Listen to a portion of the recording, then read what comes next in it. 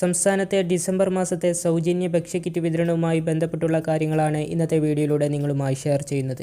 വീഡിയോയിലേക്ക് പോകുന്നതിന് മുമ്പ് നിങ്ങൾ ആദ്യമായിട്ടാണ് എൻ്റെ ചാനൽ കാണുന്നതെങ്കിൽ സബ്സ്ക്രൈബ് ചെയ്യുക. കൂടാതെ അതിന് തൊട്ടടുത്തുള്ള ബെല്ലൈക്കൻ എനേബിൾ ചെയ്യുക. സംസ്ഥാനത്ത് ഇപ്പോൾ വിവിധ മാസങ്ങളിലെ കിറ്റുകളാണ് റേഷൻ കടകൾ വഴി കൊടുത്തുകൊണ്ടിരിക്കുന്നത്.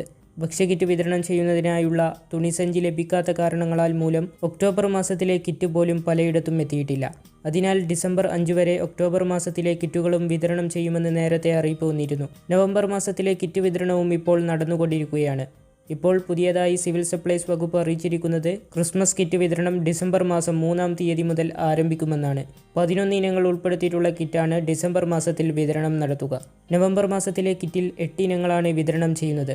ഡിസംബർ മാസത്തിലെ കിറ്റിൽ കടല 500 ഗ്രാം, പഞ്ചസാര 500 ഗ്രാം, ചെറുപയർ 500 ഗ്രാം, ഉഴുന്ന് 500 ഗ്രാം, നുറുക്കുഗോതമ്പ് 1 കിലോ, വെളിച്ചെണ്ണ 1/2 ലിറ്റർ, മുളകുപൊടി 250 ഗ്രാം, തുവരപ്പരിപ്പ് 250 ഗ്രാം, തേയില 250 ഗ്രാം, ഗദർ മാസ്ക് 2 എണ്ണം, തുണിസഞ്ചി 1 എണ്ണം എന്നിവ അടങ്ങുന്നതാണ് Christmas kit. Kerala ration card ഉടമകൾക്ക് റേഷൻ കടകൾ വഴി ഈ കിറ്റുകൾ ലഭിക്കുന്നതായിരിക്കും.